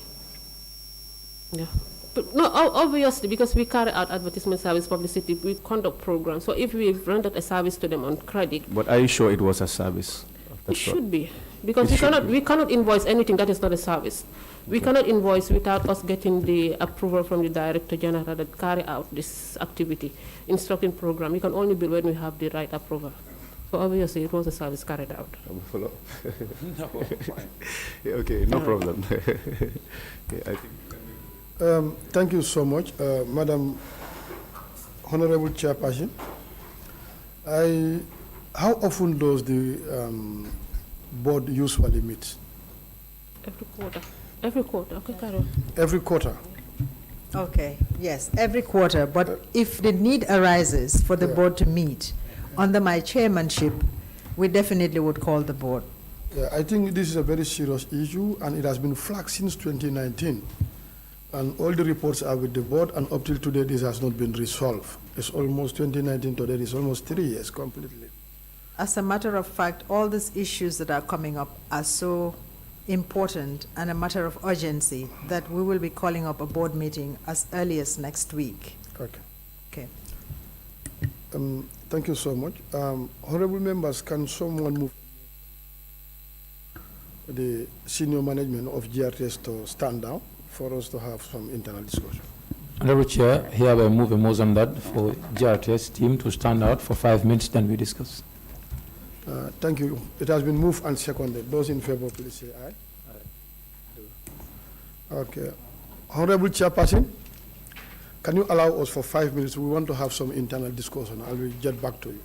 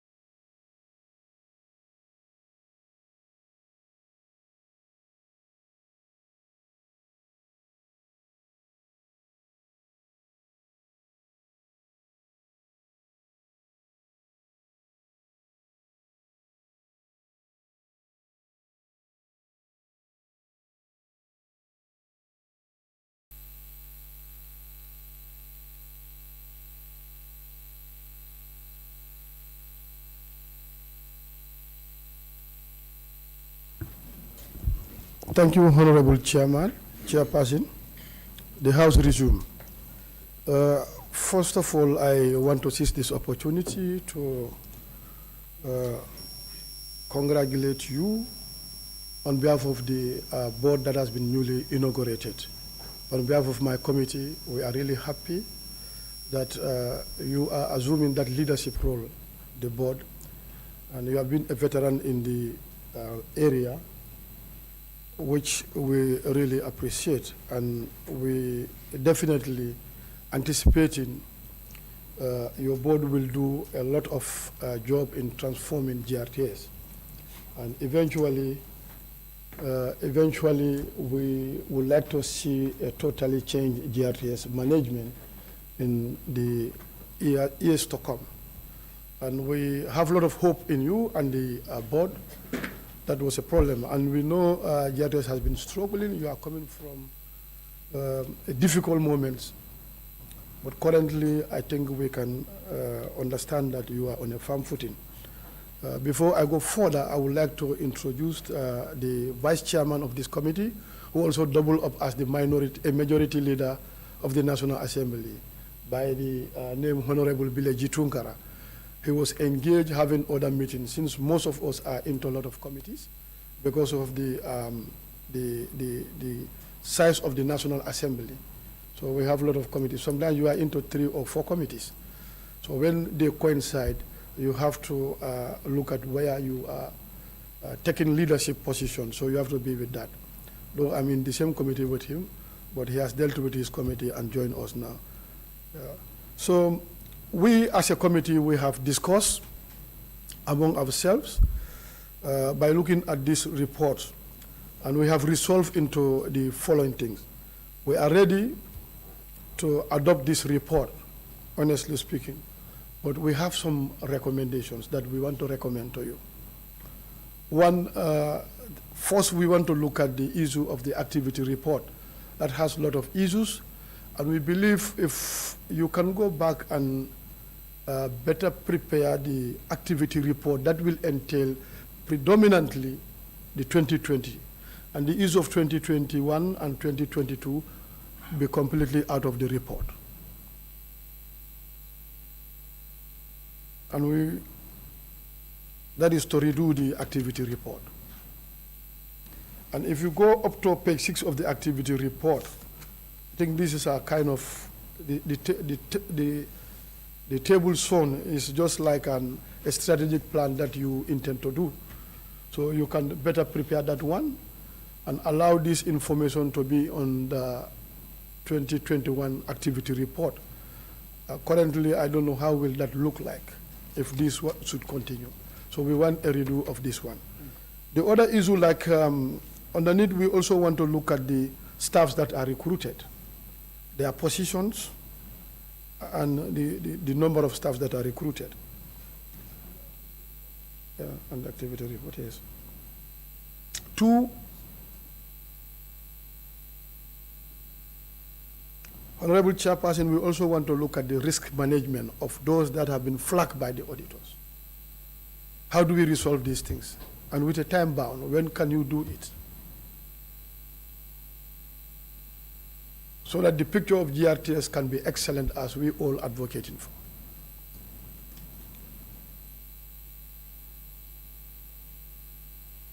Again, we also want to look at the prior year recommendations that are not implemented.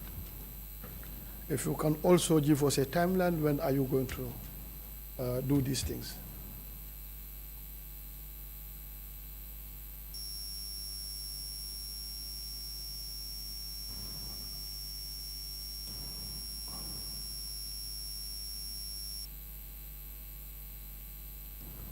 And again, we also want to look at the, we want you to have the IT policy and manual, the policy manual of the IT, which is very, very important. And we want that one to be effective in the soonest possible time.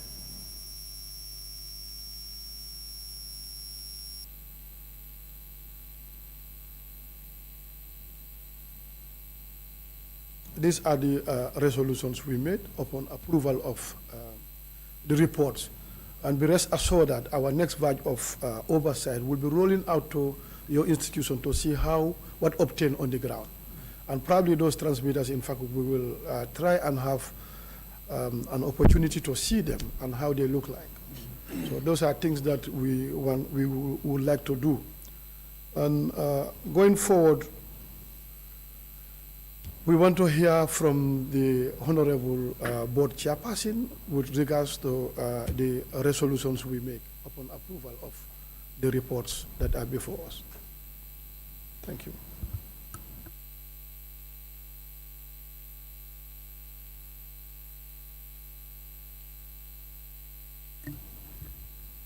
National Assembly member and chair of this committee, deputy chair and majority leader, other National Assembly members, subject specialists, representatives of GPPA, external audit, Digital Gambia, interns, and GRTS management. As I did say earlier, I effectively took office yesterday, and it's an honor to be in the presence of this very important committee. We recognize your importance, and we know that we're all working together for the betterment of this nation and for the general good of the people. So we are very appreciative of all your work, and especially today, all that you've observed in this report. Each and every one that you have raised is urgent and very important. And I want to assure you, the Standing Committee, that we will do everything possible in the shortest possible time to come up with solutions to address all these issues. Very importantly is the digitalization. The world has gone digital, and we have no reason to be analog at this point. And we will endeavor, we will engage Digital Gambia, we will engage the Honorable Minister of, through of course our Minister, the Honorable Minister of Digital Economy, through our Minister, and we will do everything within our reach, within our possibility on our ministry to ensure that we move forward with this project. You also brought about the issue of poor reception. It is also unacceptable. My very humble self and my colleagues do agree that it is not acceptable at this point in time to have poor reception at any part in this country. And yesterday, when I had my very first meeting with the Honorable Minister and the Director General and the rest of the management, these are issues we already discussed. And as we speak right now, efforts are being made to acquire transmitters to take it to the North Bank, where we do not have a single transmitter yet. Regarding the other areas, they had explained about the NAWEC issue, and that one has been addressed, and we will keep a very important eye on those transmitters, because we really do not want any part of this country to not get our signals at all. We're also considering, in addition to the transmitters, to back them up with good generators and UPS. So these are all important, and we thank you very much for raising these things. We spoke, well, something about training came up in the report, and these are just, we're just kind of envisaging that in the near future this would happen.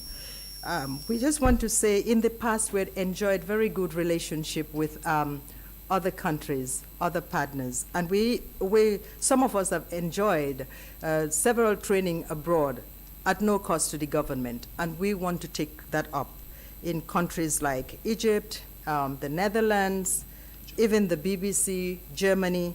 They're available at no cost to this country, and we want to revive those agreements, those arrangements, those relationships, so that our general staff can also benefit from those very good professional training.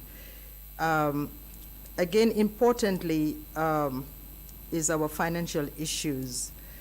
All the issues raised there are very important, and we will give them due attention. Now, you did, Honorable Chair, alluded to the fact that some of our needs are not factored in the next budget session, which you're about to preside over. So if we had escaped that budget, this upcoming budget, we will definitely go out all the way to engage our partners and other donor agencies, because I know broadcasting all over the world, especially in developing countries, enjoy a lot of privilege and support from donor agencies around the world. And we have decided that we will engage as many of them as possible to acquire some of the needs that we currently have that are not incorporated in the upcoming budget. We want to assure you that we will vigorously follow that up.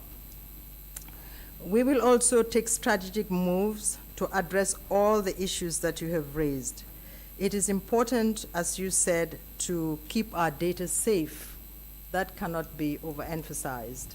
And we will ensure, because at this day and age, we cannot lose data, we cannot allow our data to be mismanaged in any form. It's another area we will pay attention. I just want to say every issue you've raised, we recognize the urgency and the importance, and we will definitely work on that. And you recommended giving you an implementation report. And I totally agree with your committee. And we will definitely start working immediately, and we will give you our report as we work, a progress report as it goes on. We definitely will do that. Yes, that implementation report we will do, it's important. And yes, the other thing which is important, which we just discussed between ourselves right now, is the IT policy and the procedure manual. So that will also be given great attention. So National Assembly, honorable National Assembly members, we want to say this has been a very fruitful meeting for us. We thank you for raising all the issues that you've raised, because they're raised for good reasons, and we will work on them. As I said earlier, we will give it due attention, and we will give you an implementation report. We thank you for your support, and we thank you for your cooperation. Thank you. You're welcome, Honorable Chairperson. These are words of wisdom, inspiring and encouraging. And we believe that with your intervention as the leader of that apex body that conduct oversight on the general activities of GRTS, there is hope for a progress, and we will get where we wanted to. To be very much honest with you, there is a lot to be done, especially your noble office. We really appreciate, and again, the implementation report we are anticipating, and we want to have, if there could be a compromise for us to have a timeline in giving us, so that we can constantly review. Because one thing I want us to understand, we are two sides of the same coin.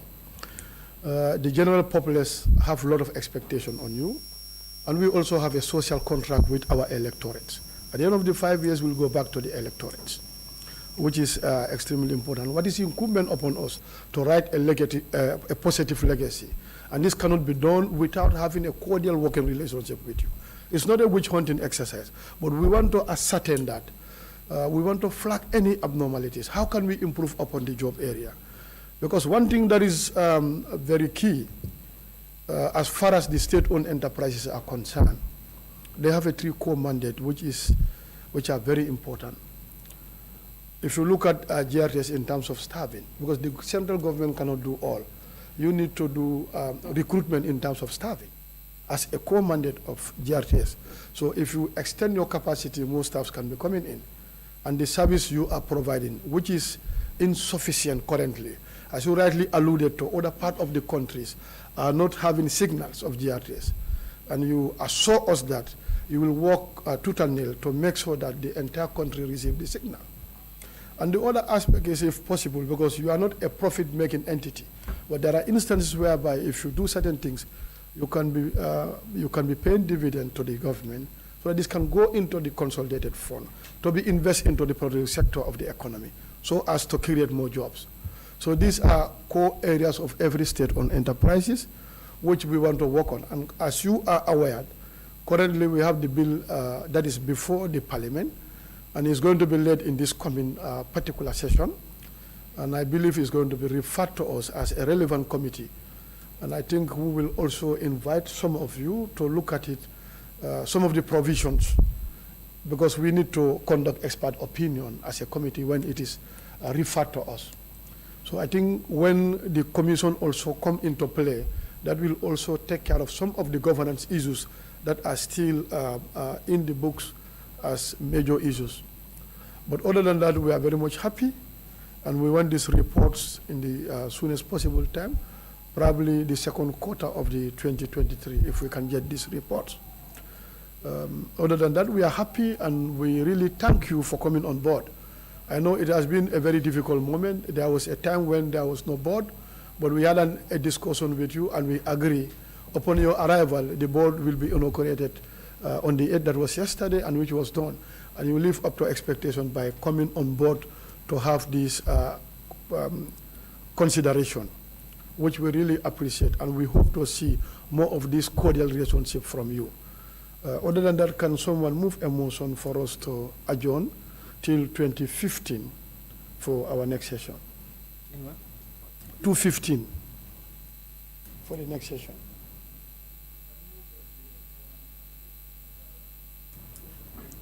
Any seconder? It has been moved and seconded for us to adjourn till 2:15 for the next session. Those in favor, please say aye. And those not in favor, please say no. The ayes have it. Thank you so much.